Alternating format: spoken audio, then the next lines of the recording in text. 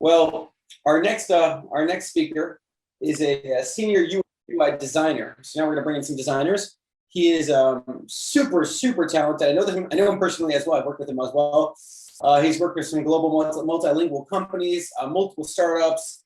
He really takes user experience to the next level. I mean, this is somebody who eats, sleeps, and breathes user experience. He's worked in cybersecurity, finance, banking. I know he's focused on a lot of B2B, B2C. I think he's on printed materials too. I'm not positive, but I'm 90% sure he's worked on printed materials. And I know he's worked on a lot of really cool interactive materials as well. And I'm going to let him talk to you about that. Mark Levinson, senior UX designer. Mark is fantastic, and I'm really excited to have him here to speak today. Mark, take it away. Yeah, well, I've been in the profession for quite a while now, and funny thing is, I've prepared something that has to do with the communication part of design. So I want to talk about comments. I want to talk about an effective way to communicate through writing between people inside a project while the project is going on. I made a presentation. I'm gonna show it to you with share screen right now, and I'm gonna talk over it. Sharing screen, starting presentation. All right. So my name is Mark. I'm a UX UI designer, and I want to talk to you about written comments in the design process. The topic is how to write constructive design comments. And since 2020, remote work has become more common, and we all use text more often to communicate. It actually has become mainstream, I think, right now, and text is booming big. So I want to talk about how to do it right with some examples. So a bit about me. I've been a full-time designer for 12 years. 6 of them I've been a freelancer. I've worked on over 30 projects in different roles. I was a designer, a manager, art director, team leader, sometimes a client. So I've been on both sides of the barricade. My work usually looks like this. So I work on B2B SaaS. SaaS is software as a service. So I work on pretty complicated dashboards, statistics, analytics, and stuff like that. These kind of works require a lot of planning and a lot of iterations inside. There's a lot of screens and variations for each screen. So we do talk a lot during these projects. We talk a lot about every bit and piece inside of them. So written comments, this is what I want to talk about, and they are part of general idea of design feedback. Feedback is a bigger topic, and comments is just a small part, and I'm talking about the written comments today, and I want to keep that in mind. So written comments is little pieces of text that designers and their managers send to each other while discussing the design. It's a topic, it's a specific way to communicate. It's important to use comments right and to know when to stop using them, because they tend to become a time trap, and we don't want that, of course. So this is a 5-minute talk, and I'm gonna dive. I shrunk this talk, actually. It was about 20 minutes. I made it into 5, so I'm gonna dive right into some examples. On the left is gonna be the bad, how not to comment. On the right is gonna be the good, how to comment correctly. And in the gray, on the bottom right, is gonna be the why, explanation why you should do it like this. So we'll start with designer examples. If you are a designer, and your manager asks you to do something, make a button red. Of course, you don't want to make a button red. You want to make a button red. And you want to tell them back through comments, I don't think it's a good idea.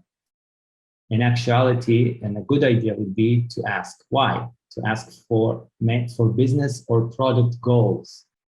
This way, you can understand the motivation and maybe the underlying motive for this request. Another example, if you want to answer, but it will be ugly. So the manager asks to paint the button red, and you want to tell them it's going to be ugly. Except, my suggestion, instead of that, explain your no in design terms. So what I mean, use something like, it's outside the design language, it's outside of our guidelines, etc. So explain yourself and give some design jargon, use some professional language to explain yourself. if you want to take, if you don't want to do something that you know it will take a lot of time, explain your no in hour money cost. So this will take me half a day. Are you sure you want to try this? This way, your manager will understand money or time. This is what they deal with the best. So if you explain yourself in hour or money costs, your manager will get, okay, this will be too long. Let's not do that.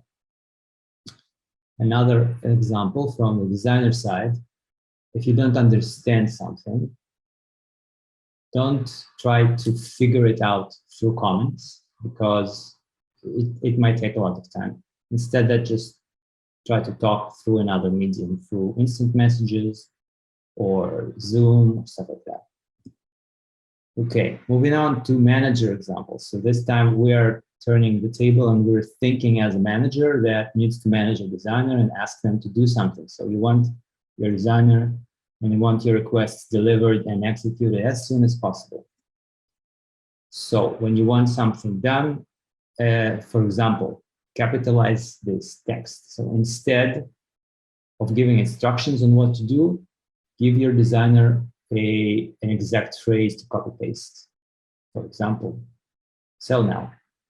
An exact phrase, letter by letter. They'll just take it and paste it. No mistakes will be made. Style it the same as the previous page. So here, instead of telling that, just give them a link to your reference. If you have a link, of course. If you have emotions bottled up about the process, if you're not pleased and you're angry about something, try not to go into that through comments. It's not a good place to be.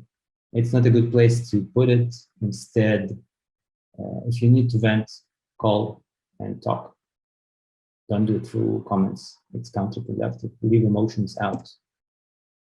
The favorite request from managers for designers is, can you make it pop? So, and if you're a manager and you have a page and you need to make it pop, what you need to do actually is to explain why you need it to pop. And this will actually give your designer a directive, a reason to do what you want them to do.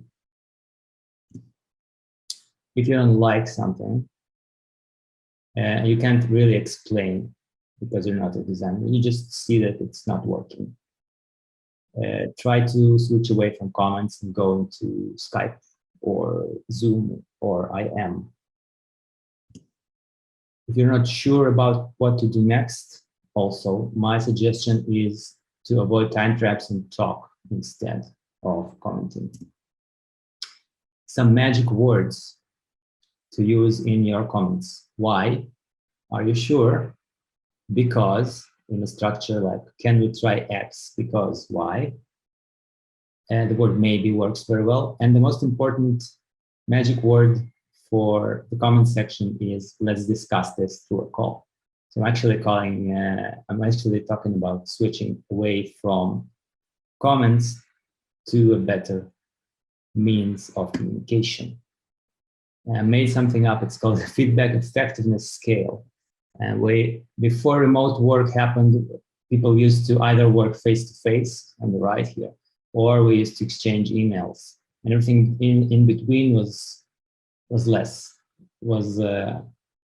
used. And recently, coronavirus happened, and most of design work moved online and became remote.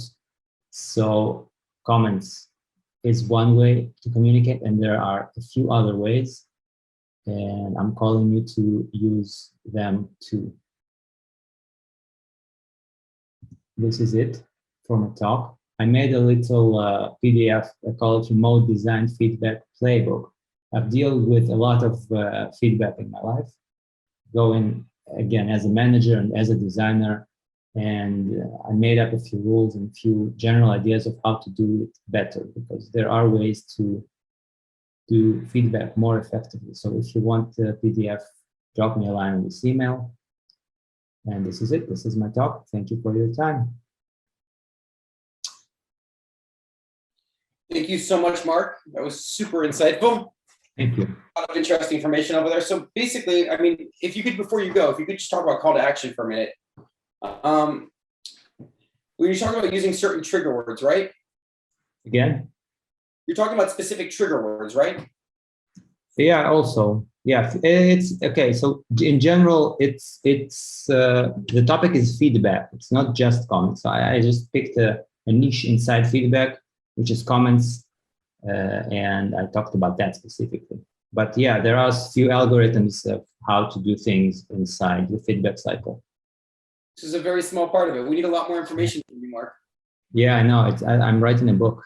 I forgot to mention that at the beginning. So yeah, truth is, Mark is only giving you little snippets because he's in the middle of writing a book. So if you want to hear more from Mark, you can find him on Amazon. What's the book called? It's not done yet, but you can find me on Mark Levy Design. There you go.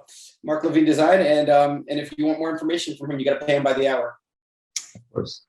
Thank you so much for your time, Mark. I really appreciate you being here. Thanks, Mark.